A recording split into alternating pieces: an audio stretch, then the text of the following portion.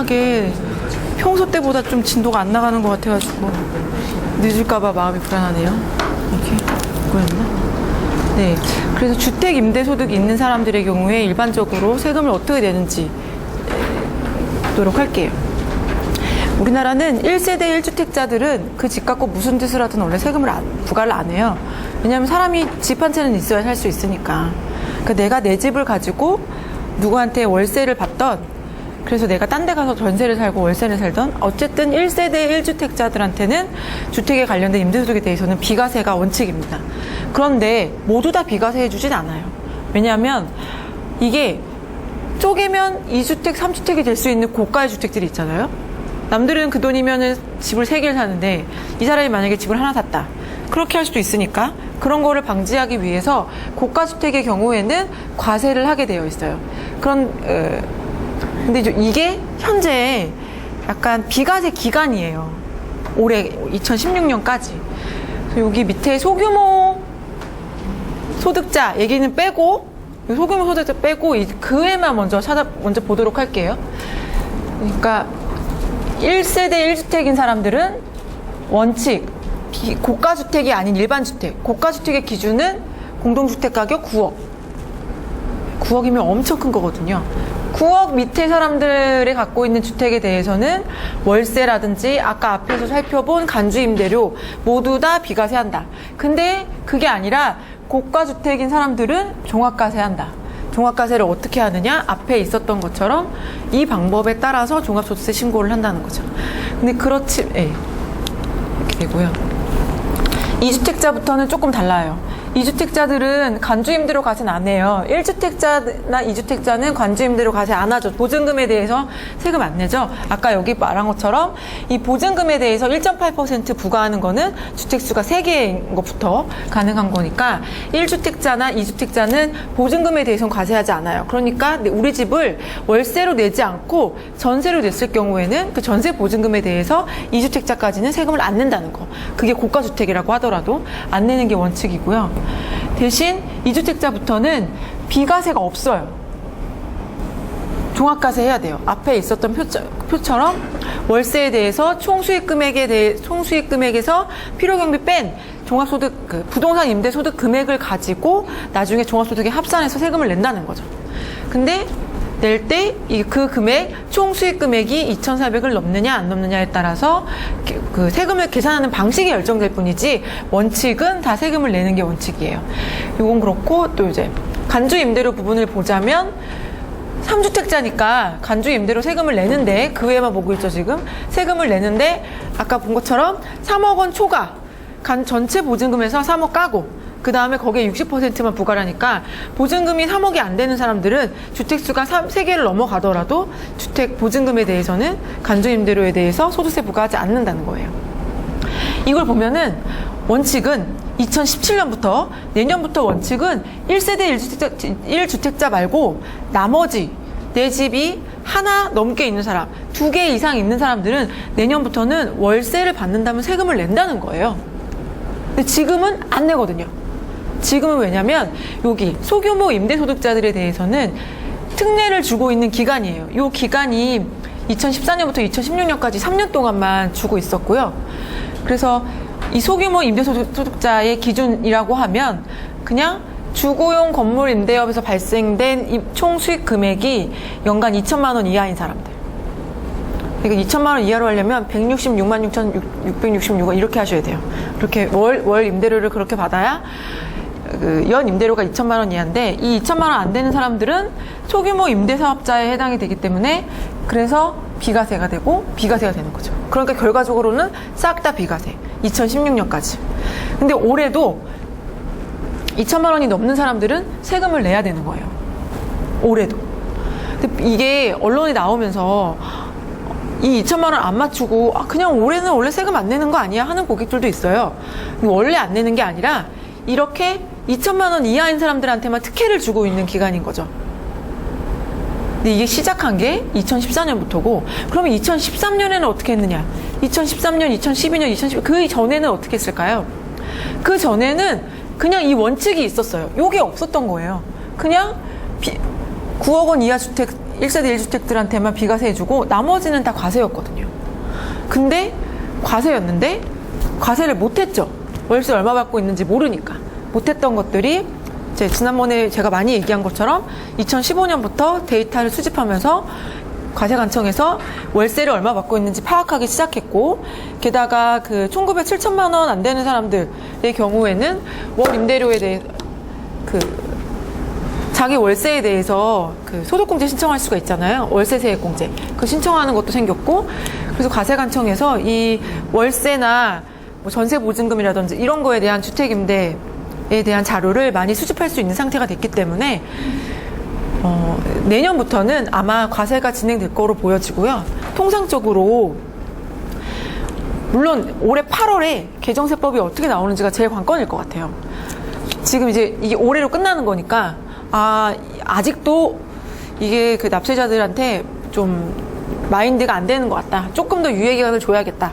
한다면 이게 기간이 늘어날 수도 있겠지만 지금으로서는 그렇게는 어려울 것 같고요. 법인세도 올린다고 하는 마당에 특례를 주기는 쉽지 않은 상황이라서 그럴 것 같고, 그래서 내년부터 이게 새롭게 과세가 시작되게 되면 그러면은 고객들 입장에서는 여태까지 안 내던 세금을 내년부터 왕창 내게 되는 게 될 수도 있잖아요. 2천만 원 말고 3천만 원에 대해서 세금을 계산을 해보면요.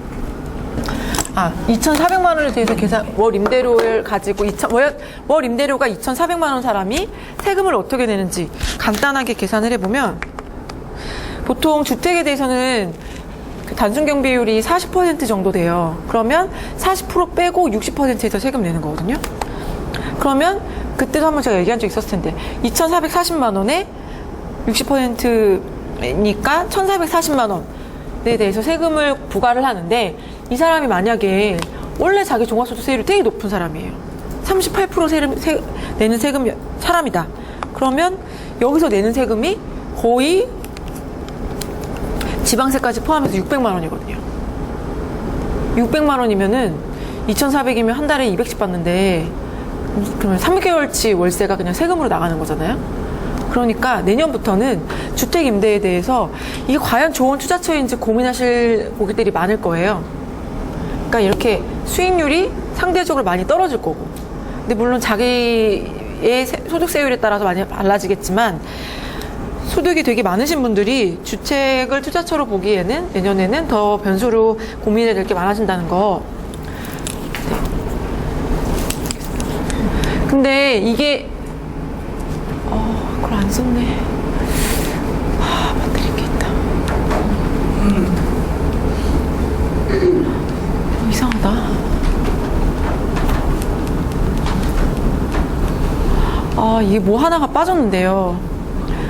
그래서 내년에는 바로 이렇게 과세로 가는 게 아니라 단계를 하나 주기로 했어요. 연 임대료 월 소득이 2천만 원이 안 되는 사람들이 2천만 원이 안 될 경우에는 대신 분리과세를 신청하게 해줬어요. 분리과세 신청하고 수익 금액을 60%, 그러니까 기준 경비율을 60%로 잡아주는 거죠. 그래서 2천만 원이면 60% 잡아주니까 800만 원에 대해서 세금을 계산을 하게 되는 거고요. 14%로 세금 내면 다른 종합소득이랑 합산되지 않도록 이렇게 하는 제도가 2017년부터 도입이 될 예정인데, 그것도 임대료는 총수익금의 기준이 2천만 원이 안 되어야 되는 거고요. 요거는 내년부터.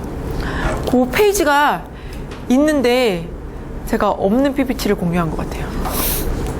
그 페이지 있는 걸로 다시 올려놓을게요. 내년에는 이 주택 임대에 대해서 자료가 세금이 많이 바뀔 예정이어가지고, 만약에 나 좀 월세 한번 놔봐 이런 거 고민하셨던 분들이라면 내년부터는 좋지 않을 거라는 거. 월세 한번 놔봐에서 한 발짝 더 나가서 이제는 그러면 양도 차익이 조금 더 나와야지 내 성에 차겠구나 라는 게 되겠죠. 지금 주택 임대가 우리 서울은 보통은 수익률이 4% 이렇대요. 오피스텔 같은 게 5% 되면 되게 좋은 거고, 그러니까 우리가 경쟁하고 있는 상품들, 뭐 제가 맨날 얘기하는 거라서 많이 들으셨겠지만, 뭐 10억 가지고 웹스리얼티를 살 거냐, 이런 아파트를 사가지고 월세를 놓을 거냐 하면 웹스리얼티가 훨씬 타당성 있고 합리적인 투자 대안이 되는 거죠. 얘는 사람도 따져봐야 되고 시간도 들여야 되고 재산세도 내고 부동산세도 내고 또 뭐 사람 바뀔 때마다 부동산의 중개수수료 또 주고 해야 되는데 그 다음에 양도차익 발생하면 또 양도세 또 내고 부동산 같은 경우는 그렇지만 웹3리얼티는 똑같이 부동산에 투자하는 상품인데 걔는 간단하게 그냥 시장에서 취득하면은 되는 상품이니까. 그러니까 저희 오피스에 오시는 고객들 중에 부동산 사고 싶어서 오시는 분들 진짜 많으시거든요. 근데 그분들이 되게 니즈는 다양해요. 나 10억 갖고 하고 싶어, 뭐 50억 갖고 하고 싶어. 되게 금액은 다양한데 만약에 돈이 되게 많다, 자기는 포트폴리오가 탄탄해서 부동산도 있을 법하다 하시는 분들은 진짜 실물 부동산에 투자하시는 게 맞을 수 있겠지만 그렇지 않고 이 자산이 작은 경우에는 부동산은 사실 품이 많이 들어요. 그리고 스트레스도 많이 받고, 왜냐하면 사람을 상대하니까. 내가 직접 상대하기 싫으면 사이즈를 키워가지고 부동산 관리하는 사람을 고용하든지 부동산 관리법인에 맡겨가지고 수수료를 주고 맡기든지 하면 되는데, 작은 거 할 경우에는 내가 직접 임차인을 만나잖아요. 근데 우리도 다 임대인을 만나보고 임차인을 만나봤지만, 임차인은 못 만나봤지만 저는 어쨌든 그런 관계들이 되게 귀찮고 힘들고 막 머리 써야 되는 일이 생기고 한 번 관계한다고 끝나는 일이 아니라 꾸준히 발생하니까 그런 걸 고려한다면 부동산 투자 대안이 주택 같은 경우는 특히나 점점 더 좋은 대안은 아니라는 거. 그래서 사람들이 집을 잘 안 사나 봐요. 그래서 내년부터는 이 주택 임대에 대해서 과세가 커질 거기 때문에 이런 만약에 나는 그럼에도 불구하고 주택 임대 하고 싶다 하시는 분들은 매입 임대나 중공공 임대 사업 같은 경우를 보실 필요가 있어요. 매입 임대랑 중공공 임대는 사실 매입 임대는 예전부터 있었던 법이고요. 중공공 임대는 2013년 말에 시작했던, 3년 말 맞나요? 연도수가 아무튼 몇 년 전 말에 시작한 법인데, 가장 큰 차이는 얘는 5년 이상, 쟤는 8년 이상. 쟤는 8년 이상 해야 되고, 게다가 증액을 5% 이상 하면 안 돼요. 한도가 있어요. 이번 달에 올해 월세 100만 원 받았으면 내년에는 105만 원 이상 받으면 안 된다는 거죠. 그런 식으로 허들이 있고요. 근데 대신에 5년 이상 갖고 있어야 되고 8년 이상 갖고 있어야 되기 때문에 이런 특례에 있는 매입 임대나 중공공 임대에 대해서는 특별하게 세제 혜택을 다양하게 주고 있어요. 단계별로 보면 취득세에 대해서는 60제곱미터 이하는 면제해 줍니다. 아예 안 내요. 근데 이때 공동주택이고 오피스텔이어야 되고 반드시 분양받으시는 거여야 돼요. 제3자한테 사시는 거면 안 돼요. 그리고 60제곱미터 말고 60하고 80 사이일 경우에는 대빵 많이 사야 그나마 50% 감면해 준다는 거. 그래서 이 60제곱미터 이하로 많이 하는 경우는 그런 거 있죠. 요즘에 도시형 생활주택 이런 거 60제곱미터면 저게 전용면적 기준이거든요. 20평 정도 되는 거니까 도시형 생활 20평 맞나?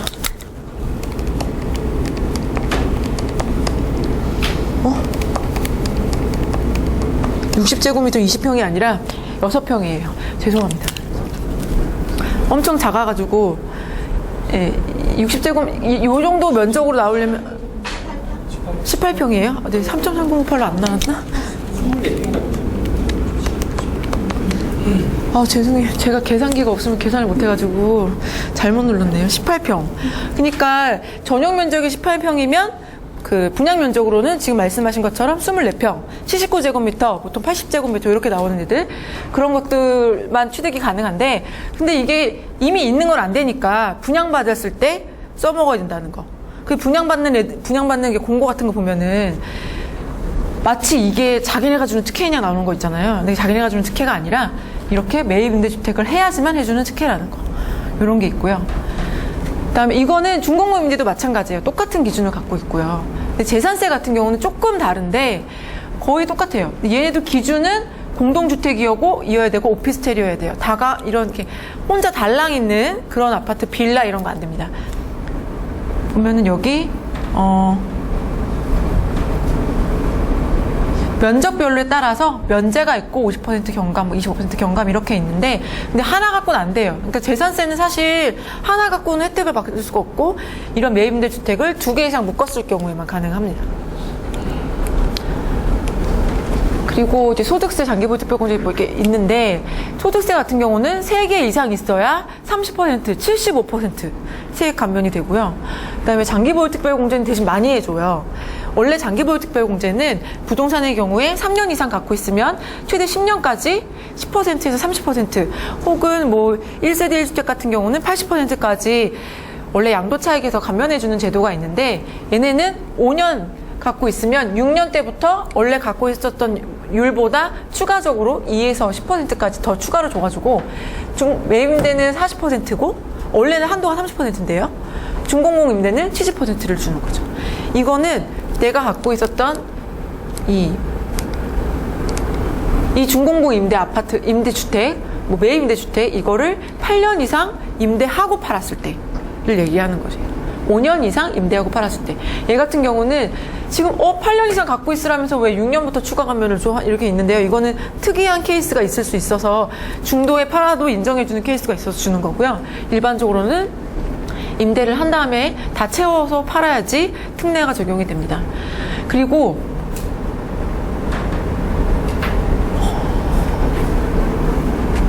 얘는 양도소득세는 감면이 없어요. 이거 세금을 안 낸다는 뜻이 아니고요. 그 특례가 없다는 뜻이에요. 특례가 없고 얘만 특례가 있는데 100% 감면이 가능한데요. 근데 2017년 12월 31일까지 취득해야 돼요. 내년까지 취득한 거에 한해서 10년 이상 중공공 임대하다가 팔았을 경우에는 그럴 경우에는 양도차익에서 100% 감면한다는 거, 세금 안 낸다는 거죠. 그다음에 종부세는 합산이 다 배제가 됩니다. 근데 대신 무조건 다 배제되는 게 아니라 6억 원 이하여야 돼요. 기준 시가가 6억 원 이하인 것들만 합산 배제가 된다는 거. 종부세 같은 경우는 합산 배제를 신청하려면 반드시 9월 말에 나 집 있는데 매입 임대로 등록했기 때문에 나는 종부세 대상 아니야 라고 신고하셔야 돼요. 근데 이거 신고할 때 이 아파트가 얼마짜리인지 월세 얼마에 내는지 이런 것들 다 데이터 신고하게 되어 있거든요. 이거 공무원이 좀 이게 다 그 담당 공무원에 따라서 하루 늦어서 받아주는 경우가 있고요. 하루 늦어도 안 받아주는 경우가 있어요. 그러니까 웬만하면 날짜 놓치지 않도록 9월 달쯤 되면은 하시는 분들한테 하면 신청하시면 좋을 것 같고요. 이 매입임대랑 중공공 임대가 좋은 이유는 매입임대, 중공공 임대에 대한 세제적인 혜택이 이렇게 있지만 이것보다도 하나는 더 있어요. 집이 2개 있다고 내가 2집에 살 수 있는 건 아니잖아요. 내가 집이 2개 있으면 한 집에 살고 한 집은 임대를 주겠죠. 3개 있으면 한 집에 살고 2개 임대 주고. 근데 지금 임대주택의 조건은 한 호만도 등록할 수가 있어요. 물론 재산세라든지 소득세 같은 경우는 2호 이상, 3호 이상, 이 호는 개수를 말하는 거예요. 이상이어야지만 특례를 주는 거긴 하지만 양도세 특례나 이런 것들은 하나만 있어도 받을 수 있잖아요. 그러니까 당연히 내가 임대를 놓고 있어요. 당연히 내가 임대를 놓고 있는 거고 이게 단기간 5년 정도 이상은 갖고 갈 거다라는 계획만 있으시면 매입 임대를 등록하실 필요가 앞으로는 생긴다는 거죠. 작년, 재작년, 혹은 그 전까지는 주택임대에 대해서 워낙 소득세 신고를 안 했고 과세관청에서도 그거에 대해서 추징하려고 노력을 하지 않았기 때문에 이걸 다 떠나서 매입임대를 굳이 등록을 할 필요가 없었어요. 왜냐하면 원래 신고 안 하니까. 원래 소득세 안 내니까. 근데 앞으로는 어쩔 수 없이 소득세를 내야 되는 상황이 된다면 이 매입임대를 신고하시면 합산배제, 종부세 합산배제도 받을 수 있고 기간에 따라서는 양도세 혜택도 받을 수 있고 장기보유 특별공제 혜택도 받을 수 있고 그리고 하나 더 주택이 2개가 있어요. 집을 2개가 있는 사람이 하나를 그냥 월세를 주고 있어요. 근데 얘가 그냥 뭐 월세 많이 안 받아가지고 그냥 임대주택 신고 안 했어요. 사업자 등록도 안 냈어요. 근데 그러고 있다가 제가 원래 살고 있는 주택을 팔았어요. 근데 2주택에서 파는 거니까 2주택은 양도세를 내죠. 냅니다. 물론 뭐 기간에 따라서 일시적인 1세대 2주택 뭐 이런 게 있다면 다르겠지만 그냥 계속 갖고 있다가 하나를 팔았으면 얘는 양도세를 내요. 근데 이렇게 월세 임대는 이 매입임대 이 주택을 매입임대를 신고하시면 얘는 양도세 신고할 때 주택세에서 빠져요. 그러니까 얘를 팔 때 비과세 혜택을 받을 수가 있어요. 이 차이가 사실 제일 크죠. 이 주택, 매입임대 주택 수가 몇 개가 되든지 간에 이 임대주택으로 묶은 집들은 다 빠져요. 요거 하나만 갖고 계시면 되는데 대신 일반적인 1세대 1주택 양도세 비과세보다 하나 조건이 더 붙어요. 이 집에서 2년 이상 살아야 된다는 거. 근데 실질적으로 살잖아요. 뭐 다른 방법은 모르겠지만 어쨌든 그러니까 내년부터는 이게 올해까지는 주택임대가 특례가 적용이 되기 때문에 와닿지 않겠지만 내년부터는 이 매입임대를 신고하시면 그런 부분이 양도세 낼 때 특혜가 있을 수 있다는 걸 생각하시면 좋을 것 같고요. 그래서 저희 오피스 고객들은 예작년부터 집 살 때 이거를 신고를 했거든요. 그래서 제가 경험 삼아서 제가 가서 구청 가서 신고하고 세무서 가서 신고하고 그다음에 합산배제 신고해보고 다 해봤어요. 그게 뭐 어려울 건 하나도 없고 그냥 계약서, 공무원 상대하는 거다 보니까 날짜만 잘 지키면 돼요. 계약서 갖다 달라면 갖다 주고 뭐 하고 되는데 이 매입임대나 준공임대를 하실 때 좀 고려해야 될 거는 부동산 임차인이랑 계약서 쓰실 때 표준 계약서를 쓰셔야 돼요. 그 계약서 한 장짜리 임대차 계약서 있잖아요. 그거 쓰면 안 되고 표준 계약서라고 조금 양 많은 게 있어요. 그거를 반드시 쓰셔야 그걸 나중에 구청에 제출을 하셔야 되거든요. 얘를 공실을 놔두시면 안 돼요. 3개월 이상 공실이면은 이거 임대주택 신고가 취소가 되기 때문에 반드시 계속 임대를 유지해야 되고 임대 조건이 변경됐을 경우에는 조건이 변경됐다 신고도 계속 하셔야 되고 약간 그런 게 귀찮을 수는 있어요. 근데 그렇지만 세금 내는 것보다는 나을 수 있으니까요. 주택을 임대를 하고 계시는 분들이라면 요거에 대해서 내년부터 고민을 하실 필요가 있겠습니다. 네, 이렇게 갖고 있을 때 내는 세금은 보유세니까 재산세, 종합부동산세, 그리고 여기서 돈을 번다면 돈 버는 거에 관련된 소득세, 이렇게 세 가지가 있고요. 나중에 이걸 처분할 때 내는 세금에 대해서 이제 살펴보도록 하겠습니다. 부동산 처분할 때 당연히 양도세 내죠. 양도세 말고 또 내는 세금이 있나요? 없죠. 양도를 해봐야 아는데 양도를 안 해봐가지고.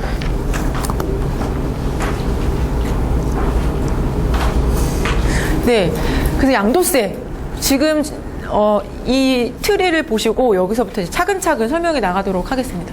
양도 차익이라는 거는 양도가액, 판 가격에서 취득가액, 원래 산 가격, 필요경비, 이 부동산에 관련된 매매와 관련된 직접 비용이어야 돼요.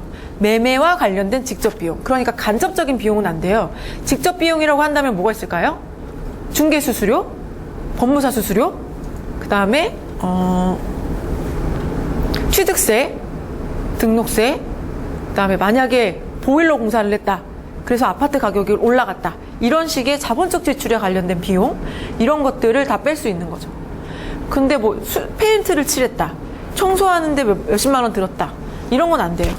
이렇게 안 써도 되는 돈 쓴 거는 안 되고 반드시 부동산을 취득할 때 필요했던 돈, 처분할 때 필요했던 돈, 이런 돈들은 비용 처리가 다 가능한데요. 그러면 그런 경비들은 어떻게 증명을 하느냐? 양도세 신고할 때 어떻게 증명하느냐? 내가 이 아파트를 10년 전에 샀는데 중개수수료를 사기를 당해서 1,000만 원을 냈어. 근데 영수증이 그냥 간이 영수증 하는데 이거 괜찮아? 괜찮을까요? 예, 괜찮아요. 왜냐, 여기서 괜찮은 포인트가 뭐냐? 두 개예요. 하나, 영수증을 받았으니까. 그리고 두 번째, 진짜 1,000만 원 줬으니까. 근데 그럼 과세관청 입장에서는 야, 그 당시에 우리 지금 서울에 들어온 거 보니까 수수료 500만 원밖에 안 되는데 너 왜 1,000만 원 냈어? 이상해. 너 그 금융자료 갖고 와봐. 무슨 계좌에서 1,000만 원 뺐는데? 라고 할 수 있어요. 자기네들이 데이터가 쌓이잖아요. 무슨 아파트 언제 취득했을 때 중개수수료 얼마, 이런 식의 데이터가 쌓이거든요. 근데 보통 그 당시에 중개수수료가 500만 원인데 너만 왜 1,000만 원 냈느냐라고 나올 수 있다는 거죠. 근데 그러면 1,000만 원 냈어, 제가 달라 그래서 준 거야 해가지고 1,000만 원 냈다는 증빙만 내시면 되고요. 만약에, 근데 이럴 수 있죠. 내가 비용을 처리했으면 상대방 중개업자는 그걸 반드시 수익 처리를 했었어야 돼요. 근데 수익 처리하는 방식이 세금 계산서를 발급하는 방식이 있고 간이 영수증을 발급하는 방식이 있고 뭐 그런 방식이 따라 있는데, 이 중개업자가 본인이 뭐 간이사업자라고 하면은 영수증 발급밖에 안 되니까 그래서 영수증 준 건데, 만약에 소득을 줄여서 신고했다. 1,000만 원 받아놓고 500만 원을 신고했다고 하면 10년이 지났기 때문에 부과를 못해요, 과세관청에서. 근데 왜냐하면 소득세 제척 기간은 신고했을 경우에 5년이니까. 이걸 역으로 생각하면 5년이 지나간 경비는 어떻게 할 수 있다는 거죠. 제 말이 이해가 되시는 거죠? 그러니까 어쨌든 필요 경비는 실제로 영수증이 있고 내 통장에서 나간 돈이 있으시다면 그럴 경우에는 처리가 가능하다는 거. 근데 그게 거래 상대방이 중개업자고 이런 사람이니까 가능한 거지. 만약에 건설업자다. 내가 우리 집 인테리어 하는데 3천만 원 썼다. 근데 이 3천만 원이 실제 어떤 명목으로 3천만 원을 썼는지는 항목별로 찾아봐야 돼요. 왜냐하면 이 중에서는 비용 처리가 가능한 명분이 있을 수도 있고 공사가 있을 수도 있고 비용 처리가 안 되는 공사가 있을 수도 있기 때문에 이럴 경우에는 공사 내용을 확인할 수 있는 자료를 같이 내야 될 필요가 있을 수도 있어요. 그리고 이게 아까도 말씀드렸지만 아파트별로 시기별로 돈 들어가는 게 비슷해요. 예를 들어서 이 아파트가 30년 됐다. 30년쯤 되면 다들 보일러 공사를 하더라. 그러면은 뭐 20평대 보일러 공사 1,000만 원, 30평대 보일러 공사 1,500만 원 이런 식의 수준이 있잖아요. 그런 게 있으면 내가 아주 디테일하게 계약서, 뭐 견적서 다 내지 않더라도 그때 그 수준에 있고 일종의 간이 영수증이 있고 거기에 뭐 보일러 공사 이렇게 써 있다고 하면은 담당자가 봤을 때 비교해 보니까 이 정도 돈 쓴 거 맞네. 이 시절이면 그게 맞다. 그럼 통장에서 돈도 나갔고 하면 인정이 되는 거죠. 굳이 그 디테일하게 공사 계약서를 막 보지 않는 경우도 있는데요. 그러니까 내가 만약에 돈을 많이 썼는데 이게 그 당시에 정말 이 공사비 3천만 원 안에서 자본적 지출로 처리할 수 있는 게 1,500인지 1,000만 원인지 2,000만 원인지 헷갈린다. 그러면은 동네 부동산에 한번 물어보시는 것도 좋겠고요. 뭐 여기 보통 보일러 수리하면 돈이 얼마 나가는지 그런 수준에 맞춰가지고 비용을 처리하시면 얼추 과세관청에서 받아들이는 사람도 합리적으로 이해할 수가 있습니다. 그렇게 필요경비 처리를 하고요. 그리고 난 금액을 양도차익이라고 부르는 거예요. 이 양도차익에 대해서 장기보유 특별공제라는 게 적용이 되는데 장기보유 특별공제는 3년 이상 갖고 있을 때부터 장기보유 특별공제가 적용이 가능하고요. 그때부터 12, 15, 18, 21 이렇게 3%씩 늘어가가지고 최대 10년일 때 30%가 끝이에요. 15년, 20년 갖고 있어도 30%가 끝이에요. 그러니까 양도세만 생각하면 10년 있다 딱 팔아버리는 게 제일 좋은 거죠. 그리고 만약에 1세대 1주택 고가주택자여가지고 팔 경우에는 장기보유 특별공제가 80%까지 되고 아까 있었던 이 중공공 임대 같은 경우는 30%에서 추가 10%, 추가 40%가 더 되는 이런 조건들이 있는 거고요. 보면 우리가 그 얘기를 했었죠. 소득공제가 세액공제로 바뀌면서 소득이 많은 사람들은 불리해졌고 소득이 적은 사람들은 뭐 비슷비슷하다. 그게 소득 금액에서 깎아주는 거랑 세금에서 깎아주는 거랑 차이가 나서 그렇다. 이 장기보유 특별공제가 왜 중요하냐면 소득 금액에서 깎아주기 때문에 과표를 줄여서 세율을 낮춰주는 역할을 하는 거예요. 세금을 깎아주는 거면 이미 높은 세율을 적용한 다음에 세금을 깎아주는 거라서 효과가 작을 수 있는데 세액공제가 딱 그런 거죠. 근데 얘는 소득 금액을 깎아주는 거기 때문에 장기보유 특별공제가 적용이 되고 적용되지 않고 차이는 세금 계산할 땐 진짜 큽니다.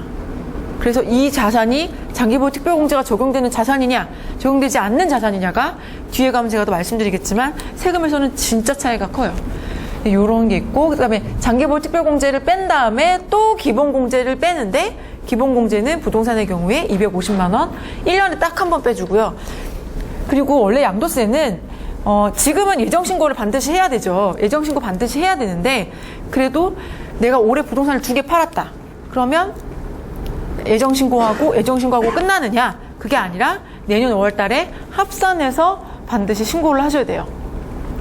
여기 보시면 제가 세율 표시 잘못했는데 6에서 38%고요. 왜냐면 누진 구조기 때문에 따로따로 계산한 거랑 합산해서 계산한 거랑 세금 차이가 크거든요. 예정신고할 때는 미리 조금 내지만 한 해에 부동산을 2개 이상 처분했을 경우에는 다음 해에 5월 달에 합산해서 신고하고 세금을 더 내실 게 있는지 없는지 확인해서 납부를 하셔야 됩니다. 이렇게 세액공제 같은 경우는 특이한 경우들이 있는데 우리가 보통 볼 경우는 별로 없고요. 저런 것들이 농지 같은 경우는 세액공제가 좀 있어요. 농지나 수용당했을 때 수용당해서 어쩔 수 없이 내 땅을 땅이 팔렸을 때 그럴 경우에는 뭘로 취득했는지 뭐 현금으로 받았는지 채권으로 받았는지 만기가 몇 년짜리였는지에 따라서 달라지는데 그거는 뒤에 가서 한 번에 싹 보도록 할게요. 그럼 다시 한번 이제 단계별로 살펴보도록 하겠습니다. 양도가 취득가, 이게 옛날에는 부동산이 거래를 하면요, 양도세 신고를 할 때 실제 얼마로 주고받았는지 신고를 안 했어요. 근데 요즘에는 얼마로 거래하는지 등기가 나오잖아요. 근데 그런 걸 안 했기 때문에 하나도 실거래가로 신고하지 않았었어요. 2006년까지. 물론 2006년에는 고가주택에서 신고했었는데, 원칙은 2007년부터 모든 주택에 대해서 모든 부동산에 대해서 양도세 신고할 때 실거래가 기준으로 신고하라는 거죠. 근데 이게 양도가액이 있고 취득가액이 있으면 지금은 실거래가 기준으로 양도세를 신고하라고 되어 있어요. 그러니까 양도가는 무조건 지금 저희가 부동산 신고필증도 받고 하니까 얘는 시가를 당연히 알 수 있어요. 지금 팔았으니까. 근데 취득가는 혹시나 2007년 전에 샀으면 모르는 거예요. 모를 수도 있잖아요. 근데 원칙은 얘가 시가면 얘도 시가여야 되고, 얘가 기준시가면 얘도 기준시가여야 되는데, 얘가 기준시가일 수가 없으니까 얘도 기준시가를 못 쓰는 거예요. 그래서 그냥 기준시가를 적용하는 게 아니라 이 시가를 가지고 추정한 환산취득가액이라는 걸 적용하게 되어 있는 거죠. 근데 그거는 모를 경우에는 그러는 거고, 사실은 그거보다 더 앞선 숫자들이 있어요. 매매사례가액, 감정가액 환산 이렇게 있긴 한데, 이거는 알 수가 없고 감정가액은 거의 없고, 그렇기 때문에 세 번째 환산취득가액을 선택을 하는 겁니다. 지금 2016년 6월 22일에 집을 팔았는데 우리 집을 2000년에 샀다고 할 경우에는 2000년에 얼마 주고 샀는지 근데 모를까요? 당연히 알겠죠. 내가 산 집인데. 알죠. 아는데 이걸 아는 게 유리한지 모르는 게 유리한지는 따져볼 만하다는 거죠. 그래서 2007년 이전에 취득하신 부동산에 대해서는 반드시 실거래가가 있다고 하더라도 환산 취득가액이랑 비교해서 뭐가 유리한지 판단해 볼 필요가 있어요. 그때는 반드시 그 실거래가 신고를 할 때가 아니었기 때문에 과세관청에서는 이 사람이 얼마에 샀는지 모르거든요. 이걸 증명할 사람은 나밖에 없어요. 나랑 나한테 집 판 사람. 내가 취득할 때 나한테 집 판 사람. 그럼 그 사람이 2000년에 나한테 집 팔 때 그 사람이 양도세 신고를 통해서 과세관청에 나 얘한테 얼마에 팔았어 하고 신고를 해야 양도가, 취득가가 확인이 되는 건데, 이 사람이 얼마에 팔았다고 실제로 신고 안 했으니까 취득한 사람 가격도 알 수가 없는 거죠. 그런 식으로 해서 과거 금액을 환산취득가액으로 평가하는 방법이 있는데, 그런데 문제는요, 한 가지가 더 있어요. 이거는 진짜 아주 드문 케이스긴 한데, 예전에 2000년대에는 2001년부터는 이런 법이 또 있었어요. 단기 거래할 때는 반드시 실거래가 신고해라. 그렇기 때문에 그때 단기로 거래하는 거 되게 많았었잖아요. 재건축 아파트 막 이러면서. 그래서 그때 다운계약서를 미친 듯이 쓰기 시작했던 거죠.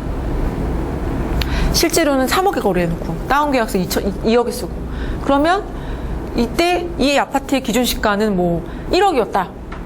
그럼 얘는 3억으로 신고할까요? 2억으로 신고할까요? 1억으로 신고할까요?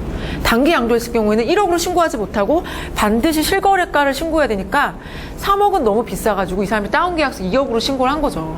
양도자들이. 그럼 과세관청 입장에서는 얘가 2억에 팔았다니까 너는 2억에 샀구나. 그러면 너 2억에 산 실거래가가 있는데 왜 기준시가로 신고해? 왜 환산취득가액으로 신고해? 안 돼. 넌 2억에 샀어. 이렇게 나와요.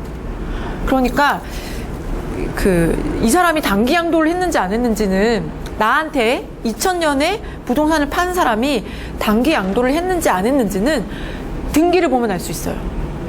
그러니까 물론 지금 실제 내가 알고 있는 취득 가격이 있고, 그 다음에 환산 취득 가격도 있지만, 만약에 단기 양도를 해서 1년 이내 양도를 해가지고 상대방이 실거래가 신고를 했을 거로 의심이 된다면, 그럴 경우에는 실거래가 신고를 해야 되는지 여부를 좀 더 무게를 가지고 생각을 해봐야 되고요. 그리고 보통 양도세 신고는 다 세무사한테 맡기잖아요. 그러면 알아오라고 시키시면 돼요. 2000년에 신고 어떻게 되는지 좀 알아봐 주세요 하면은 알아볼 수는 있어요. 원칙은 알아볼 수 없는데 알아볼 수는 있어요. 그러면은 실거래가 신고했고 얼마에 신고했다까지 다 자료가 있으니까 그게 있으면 그거 기준으로 하셔야지, 딴 거로 하시면 괜히 세금 더 나올 수 있습니다. 근데 이 케이스를 다시 두고 볼게요. 생각해보니까 억울해. 나는 3억 주고 샀는데 이 사람이 지금 2억으로 신고했으니까 1억에 대한 양도 차익에 대해서 내가 지금 세금을 내게 생긴 거잖아요. 이럴 경우에는 어떻게 하면 될까요? 제가 아까 말씀드렸죠? 소득세의 제척기간은 5년. 네, 2000년 거. 나 사실은 2억 주고 샀어 하고 신고하셔도 돼요. 3억 주고 샀어 하고 신고하셔도 돼요. 그래도 상대방한테 피해가는 게 없어요. 왜냐하면 양도세 제척기간이 끝났기 때문에.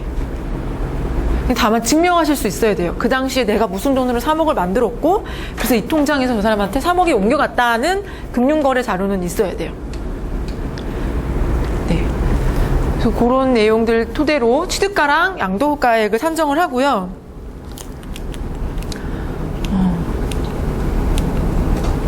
장기보유 특별공제 아까 설명드렸던 것처럼 3년을 보유하면 그때부터 이게 나오고 이게 아까 이 소득금액에서 공제해주는 거기 때문에 장기보유 특별공제가 정말 중요하다.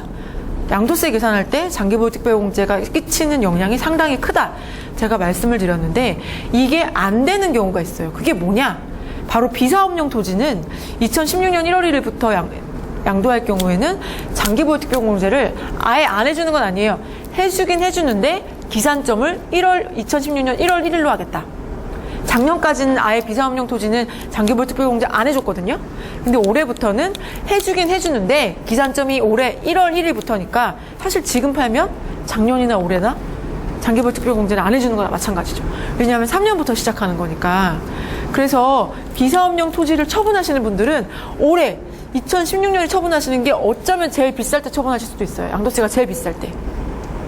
어쩔 수 없이 수용되는 게 아니라면 이제까지 참은 거 조금 더 참아가지고 법이 바뀌는 거 보든지 아니면 조금 기다렸다가 장기보유 특별공제라도 받든지 그런 식의 것들이 필요하고요. 특히나 요즘에 당진이랑 어디더라? 구민가? 대구 쪽이랑 충남 쪽에 계속 수용이 많더라고요. 수용당하면 어쩔 수 없이 나는 이 땅 나중에 3년 있다 팔고 싶은데 어쩔 수 없이 팔리는 경우들이 있거든요. 근데 그럴 경우에라도 수용당한다고 비사업용 토지 안 하는 거 아니에요. 수용당해도 이 땅이 그냥 지목에 맞지 않게 놀린 땅이었다면 비사업용 토지로 인해서 세금은 다 많이 내요. 다만 내야 될 세금의 10%, 15%, 20% 깎아줄 뿐이거든요. 이거를 다시 천천히 설명을 해드리자면 비사업용 토지. 네. 비사업용 토지 먼저 얘기할게요. 비사업용 토지라는 거는 일정 시간 동안 이 토지는 지목에 맞게, 목적에 맞게 써야 된다. 근데 이 토지의 종류에 맞게 지켜야 되는 규칙들이 있다. 그 규칙을 잘 지켰을 경우에는 사업용 토지로 분류해서 일반적인 부동산 세금 계산하듯이 계산하고 그렇지 못하고 일정 기간, 일정 목적, 제촌 이런 것들을 목적이나 조건들을 충족하지 않았을 경우에는 사업이 아닌 비사업용으로 해서 내야 될 세금의 10%포인트를 더 낸다든지 장기보유 특별공제를 아까처럼 2016년 1월 1일부터 카운트한다든지 그런 식의 조건이 주어지는 거고 이게 우리는 지금 눈에 보이는 부동산이 많으니까 가까운 아파트, 건물 이런 것만 생각하잖아요. 근데 실제로 연세 있으신 분들은 웬만하면 땅이 다 있어요. 대대로 물려 내려오는 땅도 있고 그리고 임야, 농지, 나대지 별의별 땅이 다 있거든요. 그러니까 그런 땅들, 그렇게 건물이 없는 땅들, 농사 짓는 땅들 그런 땅들은 다 목적에 맞게 사용해야 되는데 그냥 사용하면 되느냐 그렇지 않고요. 여기 보면 토지 용도별 적용이라고 이렇게 되어 있잖아요. 토지를 보통 이런 식으로 그냥 나눠본다면요. 사용해야 되는 기간이 있고 이 토지의 종류에 따라서 가서 살아야 되는 기간까지도 주어지는 거예요. 그 기간은 양도일 직전 3년 중에 2년이거나 양도일 직전 5년 중에 3년이거나 보유기간 중 60% 이상을 이거를 채워야 되는 거죠. 이 기간을 요러한 정해져 있는 기간을 실제 이런 기간 동안 요렇게 써야 된다는 뜻이에요. 그런데 1번, 2번은 연속적으로 써야 돼요. 예를 들어 제가 2016년에 지금 땅을 파는데 2013년에 1년 동안 땅을 썼다가 농사를 지었다가 14년에 놀았다가 15년에 농사를 지었다. 그러니까 나는 전체 중에서 2년 농사 지었어? 해줘? 하면 안 해줘요. 요 1, 2번은 영속성을 가지고 해야 되고 3번은 영속하진 않았지만 전체 기간 중에 띄엄띄엄 있는 이 각각의 기간들을 합산해 보니까 60%가 채워지더라 하면 그럴 경우에는 사업용으로 인정을 해주는데 3개를 다 지켜야 되는 건 아니고요. 3개 중에 하나만 지키면 됩니다. 사업용. 그런데 이게 지목에 따라서 지켜야 되는 조건 값이 또 달라집니다. 농지는 전이나 답, 논이나 밭 이런 거 같은 경우는 농사도 지어야 되고 가서 살아야 돼요. 가서 사는 거 기준은 주민등록상 기준이 사실 기본이고요. 그렇지 않더라도 실질적으로 내가 거기 가서 살았다는 걸 증명하면 인정은 가능합니다. 근데 사실 가장 기본이 주민등록상 기준이기 때문에 그래서 이런 것들을 증명하기 위해서는 초본을 내야 돼요. 내가 주소가 어떻게 바뀌었는지 그런 거 가지고 보통 증명을 해요. 제촌하고 작용도 해야 되는데 근데 이 제촌이라는 게 그럼 딱 그 논 옆에 가서 살아야 되느냐? 그렇진 않고요. 인접구에 30km까지만 가능합니다. 그러니까 강남구에 산다고 하면 강남구 전체 테두리를 찍고 여기서부터 30km 그냥 직선거리를 재가지고 이 땅에 끝이랑 맞는다고 하면 그건 인접구로 인정을 해준다는 거죠. 인접지역으로. 그런 식으로 해서 30km까지는 제촌을 인정을 하고 작용은 자기가 농사를 지었다는 증명을 해야 되는데 근데 가장 기본적인 게 농지연부가 있어야 돼요. 농지연부는 어떤 거냐면 일종의 농지등기부 등본 같은 건데 농지등기부 이 땅은 앞으로 어떻게 운영이 됐다. 농지에 관련된 사업계획서 이 땅은 누가 농사를 뭘 짓고 있다 이런 내용들이 담겨 있거든요. 그 농지연부에 올려놓으시는 게 사실 기본이고요. 농지연부에도 올라있지 않는다고 하면 인정을 안 해주고요. 농지연부에 올라있다고 무조건 다 인정해주는 건 아니에요. 왜냐면 요즘 하도 가짜로 올리는 경우가 많아가지고 농지연부에 올렸다고 하더라도 뭐 단연생 작물을 재배했다고 하면 그 작물을 재배하는 데 필요한 농기계 구입자금 영수증이라든지, 그럼 내가 논이었다. 그러면은 쌀 수확했을 때, 농협에 갖다 팔았는지, 어떻게 팔았는지, 그런 거라든지, 이런 식의 실질적인 증빙이 필요할 수도 있어요. 특히 그리고 비사업용 토지는, 특히 농지나 이런 것들은 뒤에 가면 감면도 많기 때문에 되게 꼼꼼하게 봐요. 과세관청에서. 되게 꼼꼼하게 보고, 세금 차이가 비사업용이냐 사업용이냐에 따라서 세금 차이가 크기 때문에 과세관청 담당자 조사관 입장에서도 얘 잘못 계산하면 나 큰일 난다 를 알고 있어요. 그러니까 되게 꼼꼼하게 봐요. 그래서 꼼꼼하게 보기 때문에 이게 팔았다 나 이런 땅 팔았다 할 경우에는 세무사가 세금 깎아준다고 좋아하시면 안 돼요. 잘 신고하는 세무사를 고르셔야지. 저 세무사는 사업용이 된다 그래가지고 나한테 세금 50만 원이라고 했는데 왜 당신은 비사업용이라고 세금 500만 원 내래요? 그러면 누구 말이 맞는지 판단하셔야지 싼 사람 찾아가시면 안 돼요. 나중에 덤탱이 쓸 수 있어요. 그리고 이제 보통은 다 그냥 그 일정의 사용한 기간만 쓰게 되어 있는데 농지의 경우에만 작용기간에 제초까지 다 들어가 있고요. 임야는 그냥 언덕 산이잖아요. 그러니까 임야는 할 게 없어요. 그냥 근처에 살기만 하면 돼요. 이런 식으로 기간이 정해져 있습니다. 그래서 이럴 수 있죠. 내가 올해 법이 바뀌니까 팔아야겠어. 근데 얘가 비사업용 토지야. 그러면은 적어도 2년 정도는 뭘 하고 파셔야 사업용이 된다는 거죠. 이제부터 뭘 준비할 때 최소의 기간이 얼마냐? 2년인 거죠, 2년. 근데 그러면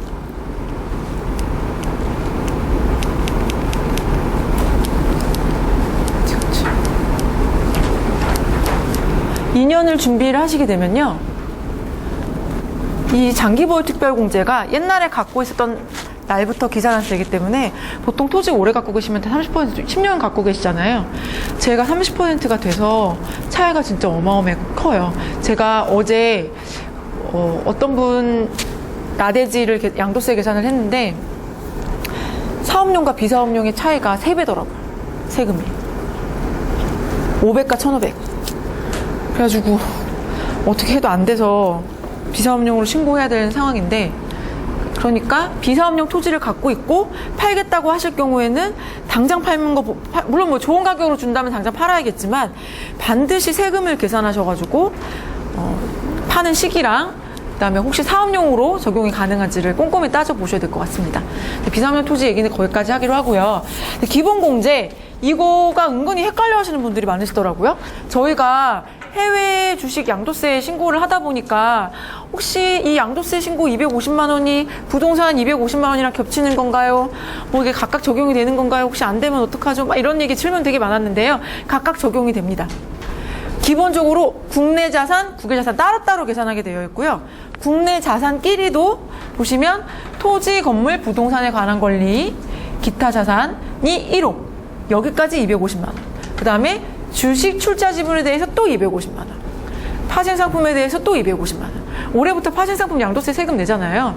그렇게 따로따로 적용이 되기 때문에 뭐 주식 때문에 양도세 신고했는데 나 부동산 신고할 때는 그러면 안 되느냐 뭐 반대로 얘기하실 경우에는 각각 250만 원씩 적용이 되고 대신 요 호별끼리는 딱 한 번이니까 부동산을 뭐 2번 이상 처분하신다거나 주식을 2번 이상 처분하신다거나 이럴 경우에는 한꺼번에 적용은 안 됩니다. 그다음 세율이에요. 세율이 기본 세율이 가장 기본이고요. 6에서 38%. 이거는 일반적인 종합소득세 세율이랑 똑같아요.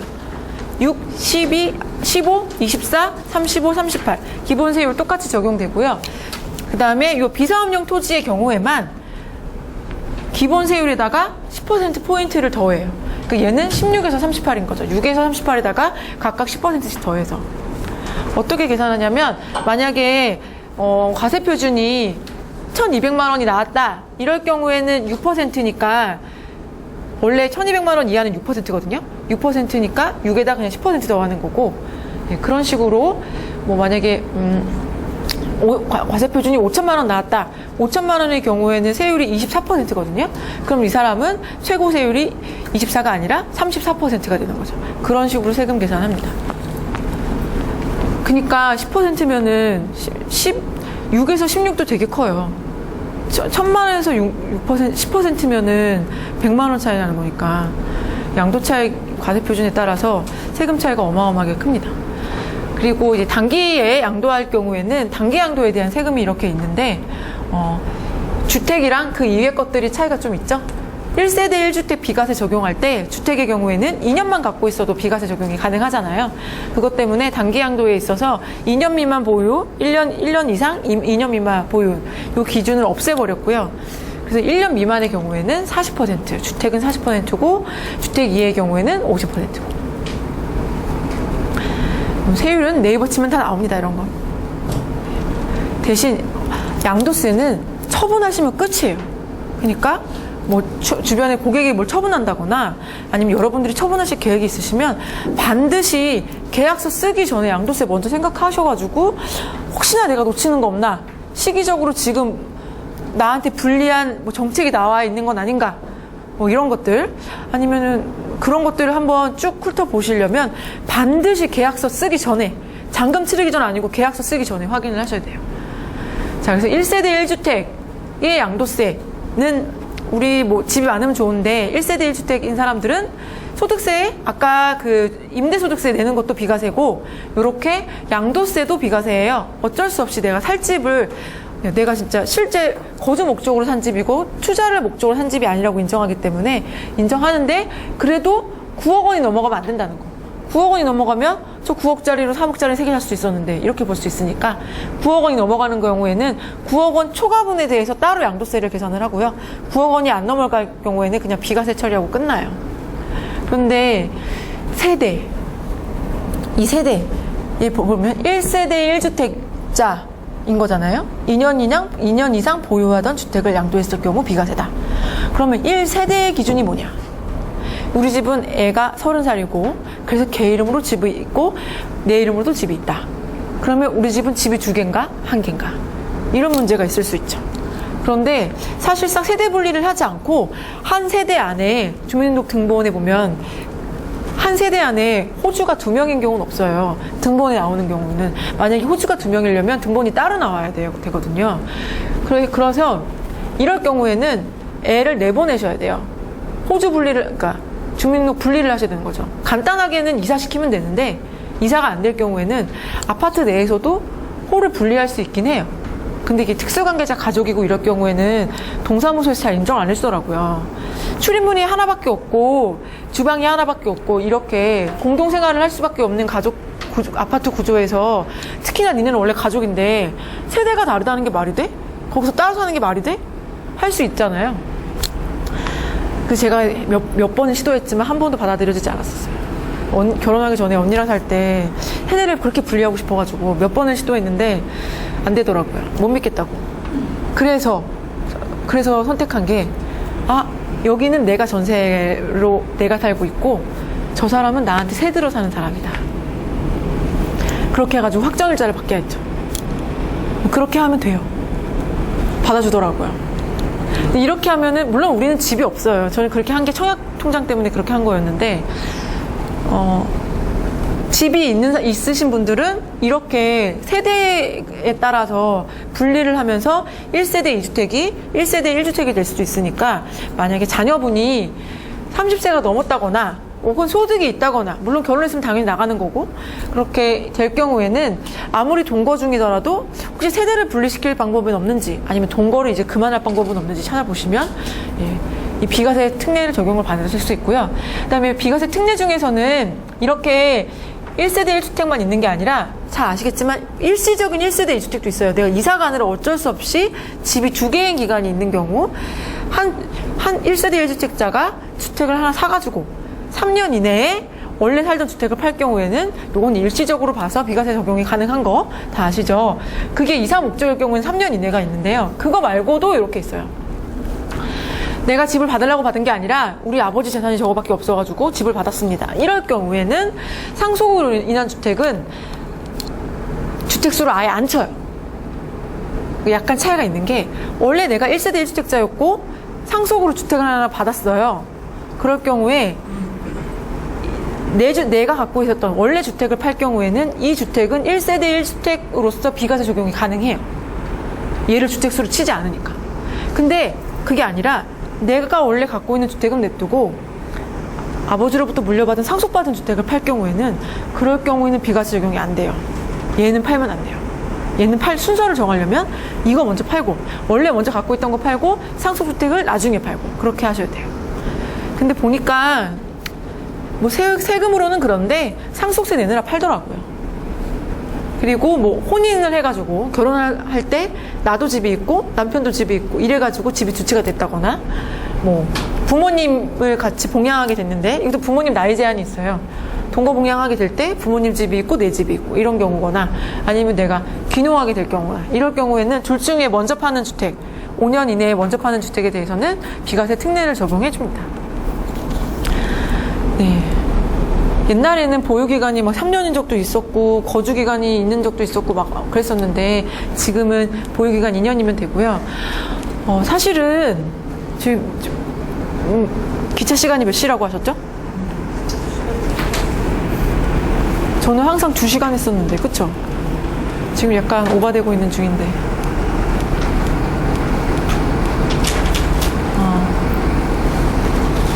요 2월 과세랑 간단하게 설명하고 최대한 빨리 끝내도록 할게요.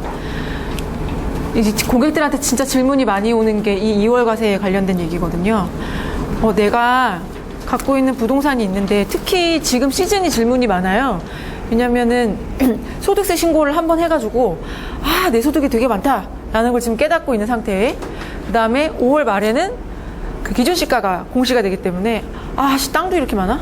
근데 부동산이 이렇게 많아?를 다 나한테 뭐가 너무 많구나, 이러면 안 되겠다, 빨리 이러다가는 우리 애들이 상속세를 너무 많이 낼 것 같아, 그래서 증여를 빨리 해야겠다라는 질문이 진짜 갑자기 되게 많아요, 6월 달에는. 그래서 6월 때는 부동산 관련된 질문을 제가 많이 받는데요. 그래서 증여를 하고 싶어 하세요, 부동산을. 근데 부동산을 증여할 때는 물론 좋죠. 뭐 부동산 앞으로 가치가 오를 부동산, 수익이 많이 나오는 부동산, 이런 것들 자녀분들한테 증여해 주시면 되게 좋을 거예요. 그런데 한 가지 간과하면 안 되는 게, 이 부동산이 만약에 5년 이내에 매각될 예정의 부동산이라면, 그럴 경우에는 파셔봐야 소용이 없어요. 그게 바로 이 2월 과세 규정이라는 건데, 이 2월 과세라는 게 무슨 뜻이냐면, 세금을 옛날 2월 세금 계산을 2월에서 계산한다 뜻이거든요. 거주자가 양도일로부터 소급하여 5년 이내에 그 배우자 또는 직계존비소로부터 증여받은 토지, 건물, 양도차익을 계산할 때 양도가액에서 공제할 취득가액은 취득 당시 기준으로 계산한다. 그러니까 결국에는 내가 팔았으면 이 양도차익은 얘한테 판 가격, 양도가액이랑 내가 이때 증여받았을 때 내가 증여세 신고한 가격이 취득가액이어야 하는데, 이게 만약에 부동산이고 증여받은 지 5년이 안 됐고 나한테 증여해준 사람이 직계존비속이고 혹은 배우자라면, 이럴 경우에는 이때 증여가액을 얼마나 했던지 간에 그거는 무시하고 최초에 이 사람이 얼마에 취득했는지에 따라서 취득가액으로 한정한다는 뜻이에요. 그러니까 되게 옛날로 소급시킬 수 있는 거죠. 근데 이거는 강행 규정이거든요. 유리한 대로 판단할 수 없어요. 반드시 이렇게 가게 되어 있어요. 그러니까 부동산 같은 경우는 증여한다, 고객이 증여한다고 하면 따라 붙어야 되는 말이 5년 이내 처분하시면 증여 효과가 없어질 수 있습니다 라는 얘기를 반드시 따라 붙어야 돼요. 그거 얘기 안 하면 안 돼요. 원래부터 이랬어요. 원래부터. 옛날에는 이게 5년이 아니고 3년이었어요. 그나마 늘어난 거예요. 그나마 늘어난 게 아니라 이게 강화가 된 거죠. 예. 이게 비교되는 게 있긴 한데, 어쨌든 이거 같은 경우는 주식은 해당이 안 돼요. 주식은 그렇게 했을 때 세금이 커야지만 그렇게 적용하고요. 그러니까 강행 규정이 아닌 거죠. 근데 얘는 강제 규정이기 때문에 반드시 이렇게 하게 되어 있어요. 근데 과세관청이 이렇게 한다는 거는, 만약에 수증자와 증여자의 관계가 직계존비속 혹은 배우자의 관계고 지금 증여받는 물건이 부동산이라고 하면 얘네가 사후관리한다는 거죠. 이거를 몇 년 안에 처분하는지 사후관리한다는 거고, 이런 시스템을 국세청에서 갖고 있다는 뜻이에요. 그러니까 부동산을 증여받거나 이럴 경우에는 증여받은 자산들은 어느 정도 과세관청에서 관리를 해요. 왜냐하면 부담부 증여가 있을 수도 있고, 이 증여받은 자산이 뭔가 다른 목적으로 증여가 있을 수도 있고, 증여가 물론 다른 사건으로 번지지 않지만 이 증여세 자체가 신고가 잘 됐는지 여부는, 증여세는 물론 그 납세자가 알아서 신고해야 되는 세금이긴 한데, 결정해가지고 이 증여세는 세금을 얼마 내야 됩니다 확정하는 거는 과세관청에서 하게 되어 있거든요. 그러니까 조사권도 갖고 있어요. 그래서 그렇게 생각을 하면 얘는 잘 관리를 해야 된다는 거. 그러니까 고객이 부동산을 증여하겠다고 하시면 좋은데, 물론 그 부동산이 다 갖고 계시는 자산 중에 가장 증여하기 좋은 부동산인지 따져보는 게 가장 1순위겠지만, 그렇다고 하더라도 양도를 염두에 두고 계신다고 하면 그거는 5년 이후에 있어야 되는 거고, 만약에 5년 이내에 벌어지면 세금이 완전 달라질 수 있다는 거. 이렇게 될 수 있습니다. 근데 어쩔 수 없이 수용됐거나 이럴 경우에는 예외 규정이 있긴 해요. 수용됐을 경우에. 그 또 2년으로 정해져 있어서. 그리고 또 이런 경우가 있죠. 제 친구 얘긴데요. 제 친구가 딸 셋의 아들 하나인 집이에요. 그래가지고 어머니가 얘가 대학교를 들어가자마자 얘 이름으로 한 티역의 아파트를 너무 사주고 싶은 거예요. 그 당시 그때 새 아파트가 딱 올라올 때였거든요. 그래서 사주고 싶은데 얘가 돈이 없으니까, 그렇다고 증여세 신고하기 좀 아깝고, 그래가지고 동생 중에 이 어머니 남동생 이름으로 아파트를 샀어요. 근데 아파트를 샀는데 얘가 이제 결혼을 해가지고 이제 그 아파트를 아들 이름으로 넘겨주고 싶은 거예요. 너무 넘겨주고 싶은데, 그런데 이걸 어떻게 할 거냐. 사는 게 아니에요. 이게 외삼촌, 얘 입장에서 외삼촌이죠. 외삼촌 이름으로 되어 있는 아파트를 이제 조카 이름으로 갖고 와야 되는데, 이거를 공짜로 갖고 올 거냐, 양도로 갖고 올 거냐에 대해서 문제가 생기는 거죠. 만약에 공짜로 갖고 오면 증여세 신고를 해야 되는 거니까 아파트 가격에 대해서 다 증여세를 내야 되는 거고요. 특히나 기타 친족이기 때문에 공제받을 건 1,000만 원밖에 없어요. 근데 이거를 그러면 매매로 해보자.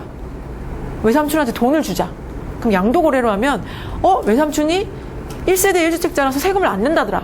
그럼 매매로 하면 되는데, 그러면 얼마를 주고 매매를 할 거냐를 결정할 때 이런 게 있어요. 특수관계자랑 거래할 경우에는 부당행위가 있었는지 여부를 판단하게 되어 있어요. 이 부당행위라는 거는 그러니까 니들이 이거 해가지고 세금을 줄였어?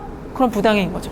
조세를 부당하게 감소시킬 행위가 있었느냐, 이게 사실 더 중요한데, 이 조세 부담을 부당하게 감소시킬 것으로 인정되는 경우라는 게 뭐냐면 그냥 이렇게 해서 세금을 줄였으면 조세를 부당하게 감소시킨 거예요. 일반적으로 했을 때 말고 이렇게 했더니 세금이 줄더라. 그러면 조세를 부당하게 감소시킨 거죠. 그러니까 특수관계자랑 결의할 경우 지금 제 친구처럼 외삼촌한테부터 집을 사오는 거로 만들 경우에는 시가에 맞게 거래를 해야 되는데 물론 폭은 있어요. 시가외 차액이 5% 이상이거나 3억 원 이상인 경우에만 적용하는데 5%밖에 없다는 거예요. 특관자들끼리 거래한다는 거는. 그러니까 싸게 팔아도 안 돼요. 여기 근데 보면은 고가로 비싸게 사거나 저가로 팔거나 이러면 안 된다는 거죠. 그러니까 특수관계자들끼리 거래할 경우에는 이런 부당행위가 있을 수 있기 때문에 이런 것들에 대해서 체크를 해봐야 되고요. 근데 또 모든 거래들이 다 특수관계자로 해서 추적이 되는 건 아니에요. 일반적으로 조카랑 삼촌의 경우에는 사실 과세관청이 어떻게 특관자를 확인하냐면 그냥 제 이름을 치면 제 이름으로 직계가 나와요. 배우자랑. 근데 형제자매는 안 나오거든요. 걔네 NTS망에.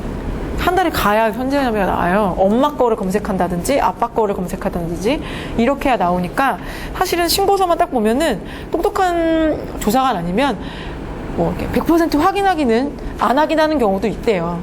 근데 그건 사람 일을 모르는 거니까. 여기서 말하는 특수관계자의 범위는 육촌이네 혈족, 사촌이네 인척이 특수관계자의 범위고요.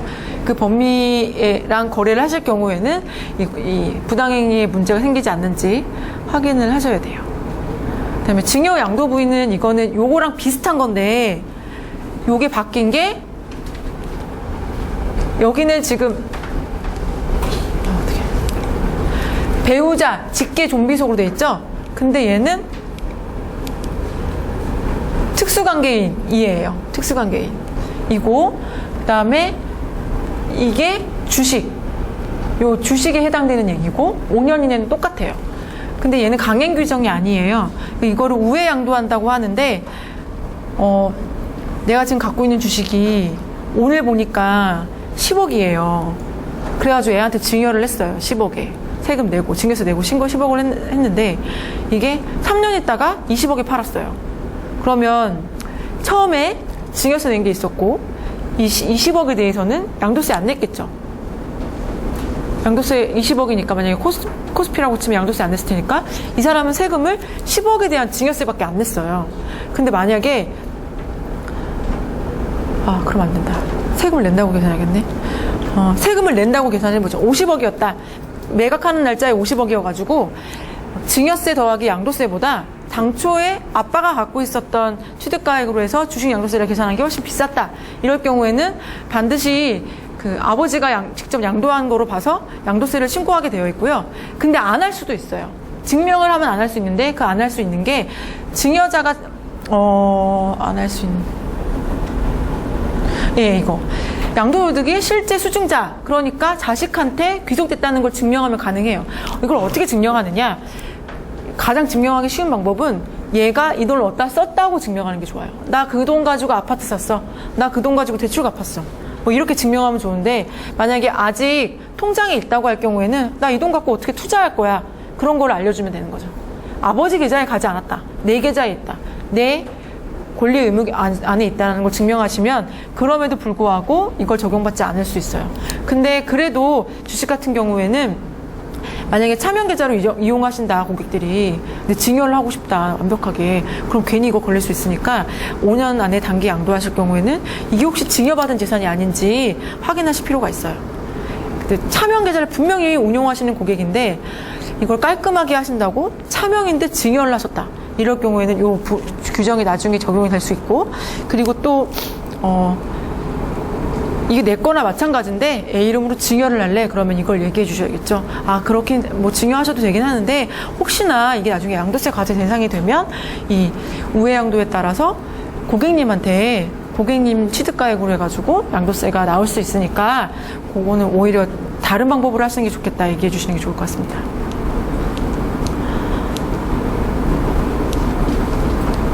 네.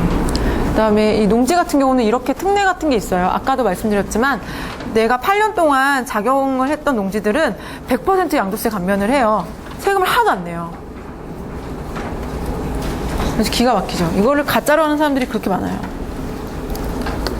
근데 이게 가짜로 하는 사람들이 하도 많아가지고 8년 자격 같은 경우는 점점 그 신고가 타이트해지고 있고요. 농지 소지시에 거주도 하고 8년 이상 직접 경작했을 때 양도세 100% 감면되는 거, 이런 비슷한 거는 뭐 대토라든지 여러 가지 비슷한 감면 특례가 있습니다. 그다음에 공익사업용 토지는 어쩔 수 없이 수용당했을 때, 아까 말씀드렸던 그런 거고, 이거는 현금을 보상받느냐 아니면 채권으로 받느냐에 따라서 세액공제율이 조금 달라요. 그다음에 중공공 임대주택은 아까 말씀드렸던 것처럼 일정한 조건을 갖춘 경우 10년 이상 임대하고 팔 경우에는 양도세가 100% 감면이고, 대신 2017년까지 취득해서 등록하셔야 된다는 거. 그다음에 상가주택 양도세 같은 경우는 이거는 주택 한 건물 안에 상가랑 주택이랑 섞여 있어요. 근데 나는 주택이 이거 하나밖에 없어요. 예를 들어서 4층, 5층짜리 건물이 있는데 다 면적이 똑같아요. 근데 나는 주택이 하나밖에 없어요. 근데 얘가 3층, 그중에 3개 층이 상가고 2개 층이 주택이다 할 경우에는 양도세 신고하면 이 2개 층에 대해서만 비과세가 적용이 되고요. 나머지 3개 층에 대해서는 상가기 때문에 주택이 아니라서 양도세를 내셔야 돼요. 근데 반대로 상가가 2개 층이고 주택이 3개 층이다. 그럴 경우에는 이 밑에 상가도 주택으로 봐서 전체에 대해서 1세대 1주택 비과세를 적용할 수가 있어요. 그러니까 이렇게 상가주택, 밑에는 근린 상가가 있고 위에는 주택이 있는 경우, 이런 경우에 처분하시려면 면적별로 어떻게 되어 있는지, 혹시 사실상은 주택으로 쓰고 있는데 내가 아직 용도 변경을 안 해가지고 사무실로 되어 있거나 뭐 근린생활시설로 되어 있어서 공보상에는 상가로 되어 있는지, 이런 거에 따라서 양도세 차이가 클 수가 있어요. 그러니까 이 근생 건물 조그만 거 이렇게 3층에서 5층짜리 갖고 계신 분들은 그거밖에 없다고 하실 경우에는 그거에 따라서 양도세가 많이 달라질 수 있으니까 뭐 주택으로 한 층을 더 쓰고 하신다든지, 이거는 기간 기준이 없어요. 내가 내내 상가로 쓰다가 딱 팔기 전날 이 부분을 주택으로 바꾸면 돼요.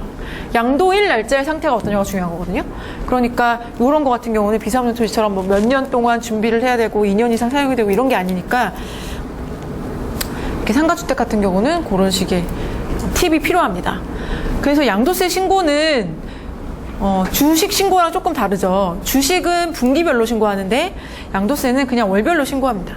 오늘 양도하셔서 우리가 아까 취득 날짜가 언제라 그랬죠? 잔금 청산일, 등기 접수일, 실제 사용 수익일, 3개 중에 빠른 날짜가 취득한 날짜, 양도한 날짜가 되는 거예요. 그 날짜가 속하는 달의 말일로부터 2달 이내에 양도세 신고하시고 납부도 하셔야 돼요. 세금도 내셔야 돼요. 그러니까 하셔야 되고, 안 할 경우에는 이렇게 가산세가 줄어집니다. 무신고 가산세 20%, 지연일수 0.03%. 어차피 5월달에 확정신고하면 되지만 그래도 무조건 이걸 하셔야 되고요. 5월달에는 여러 건 양도했을 경우에 이런 예정신고한 게 연도에 1개 넘게 있었다, 2개 이상 있었다 할 경우에는 양도세는 누진구조니까 이때 가가지고 다시 합산해서 누진세 계산하고 세금 더 낼 거 내고 하셔야 됩니다. 네, 이거 넘어가고요. 예, 이게 이제 끝이에요. 취득할 때, 보유할 때, 처분할 때 이렇게 세금 낸다.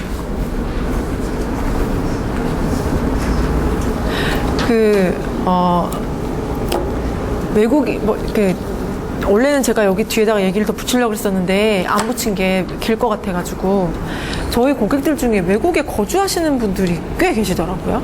외국에 사는데 옛날에 한국에서 집을 샀어요. 사놓고 그냥 냅두고 뭐 임대도 주고, 뭐 한국에 있는 보통 동생들이 관리를 그렇게 하더라고요. 근데 이번에 집을 팔아요. 그럼 양도세를 낼까요? 비거주자의 경우에는 양도세를 내려면 국내 최근에 체류 기간이 최근 5년 동안에 있으면 양도세 내야 되고요. 없으면 안 내도 돼요. 대신 양도세를 안 내기 때문에 이 사람이 외국인이라는 걸 증명하는 서류들이 많이 필요하긴 해요. 그래서 확인을 받아야 돼요. 나는 양도세 안 내도 되는 사람이다라는 확인. 그런 것도 절차가 필요하긴 한데 그렇게 특이한 케이스가 있을 수 있어요. 외국인의 경우에는. 그러니까 제가 지금 다 설명드릴 수는 없지만, 고객이 외국인이고 심지어 외국에 거주하고 있다, 한국에 잘 안 들어온다, 이럴 경우에는 부동산 처분했을 때 무조건 양도세 안 내도 될 수 있으니까 그런 거가 구체적으로 어떻게 되는지 따져볼 필요가 있겠고요. 네. 다시 정리를 해보면 취득할 때는 취득세, 상속세, 그다음에 취득을 어떻게 했느냐에 따라서 만약에 내가 남한테 돈 주고 샀으면 취득세만 내고 끝나면 되는데 누구한테 상속받았으면 상속세를 내야 되고 누구한테 증여받았으면 증여세를 또 내야겠죠. 그런 세금이 있고 지방세로는 취득세, 그다음에 농특세, 지방교육세 이렇게 붙어있는 관련 부가세들이에요. 이게 있고 보유했을 때는 국세로 내는 거는 종부세, 농특세, 부동산 임대소득세, 아까 이 부동산 운용했을 때 내는 세금이고 지방에서 내는 게 지방세, 곁다리를 붙여내는 게 저렇게 많아요. 그리고 처분했을 경우에는 양도세에 해당하는 지방소득세 이렇게 되어 있습니다. 오늘 그리고 박정원 과장님이 요청하신 게 있으셨는데 어떡하지? 재개발이나 재건축 같은 경우에 질문이 있었는데요. 이거 되게 질문 많아요. 아파트 단지에 따라서 재개발, 재건축 질문이 나오더라고요. 특히나 반포나 이렇게 재개발하고 있는 동네라든지 지방 같은 경우도 그렇고요. 제가 양도세 신고할 때 제일 중요한 게 뭐라 그랬죠? 장기보유 특별공제를 어떻게 할 거냐. 이 재개발, 재건축에서 가장 차이가 나는 게 장기보유 특별공제가 갈려요. 왜냐면 원래 꼬진 아파트를 갖고 있었는데 이 꼬진 아파트를 관리 처분할 때 얼마짜리인지 산정을 해가지고 내가 새로 들어갈 아파트랑 비교를 해요. 그 봤더니 이 꼬진 아파트보다 이 새로 들어갈 아파트가 더 비싸. 그러면 이 사람은 요 사이에 추가 부담금을 내야 되는 거고, 싸. 그럼 이 사람은 돈을 받겠죠. 그럼 자기 지분을 처분하게 되는 거니까 양도세를 내야 돼요. 근데 이게 그러면 돈을 내는 시점이 다르잖아요. 여기서 원래 갖고 있던 주택이 관리 처분할 때 가격이 매겨지고 실제 입주하기 전에 추가 부담금 내고, 그럼 돈을 낸 거는 원래 취득한 건 이미 이때 냈으니까 이때 취득한 거라서 이걸 이때 팔면 이만큼에 대한 장기보유 특별공제를 계산해야 되는 거고요. 중간에 관리 처분 받아가지고 추가 부담금 낸 애들은 요때 취득한 거예요. 그러니까 근데 요때 추가 부담금 내는 당시 요때가 언제 취득 날짜로 볼 거냐. 이 추가 부담금 낸 부분에 대한 취득 날짜가 언제냐. 이 취득 날짜가 부동산은 여기 입주해야 취득 날짜가 돼요.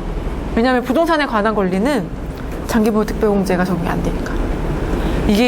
근데 이것도 케이스별로 약간 특이한 경우가 생길 수 있기 때문에 재건축하는 아파트들 저한테 문의하시면 제가 어렵습니다.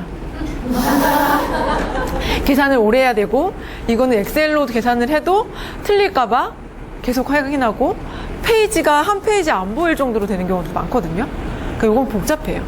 근데 그때 말씀 주신 거는 처분을 한 거예요. 그러니까 이런 경우가 있어요. 무조건 웬만하면은 다 추가 부담금이 나오는데, 추가 부담금이 나오니까, 추가 부담금이 나올 수도 있고, 나 안 할래. 나 그냥 청산할래 하면은 조합에서 이 사람 지분을 사주는 경우가 있어요. 그래, 너 이제 우리 조합에서 빠져. 그리고 네 거는 우리 조합이 가질게. 그럼 조합이 조합 거로 갖고 있다가 나중에 일반 분양할 때 넣거나 아니면 일반 분양 끝나고 그때 팔아버리거나 이렇게 할 수 있거든요. 조합원 분으로 취득할 수가 있는데, 그러면 조합원이랑 아마 계약을 하게 되고, 그러면 조합한테 파는 거니까 양도세 신고를 하게 되실 거예요. 근데 언제 처분할 건지는 계약서를 확인해 봐야 알겠죠. 그러니까 재개발, 재건축은 어렵더라고요. 이게 또 방식에 따라서 약간 차이가 날 수가 있어서 많이 어려운데, 질문이 들어오면은 우선 조금 어려우니까 시간이 오래 걸릴 수 있다고 얘기를 해주시고 저한테 연결해 주시면은 제가 잘 계산을 해보도록 하겠습니다. 오늘 너무 오래 해가지고 저녁도 아직 못 드셨는데 긴 시간, 비도 오는 날 궂은 날씨에 와주셔서 감사하고요. 도움이 되시는 얘기였는지 모르겠네요. 약간 재미없는 얘기였을 것 같기도 하고.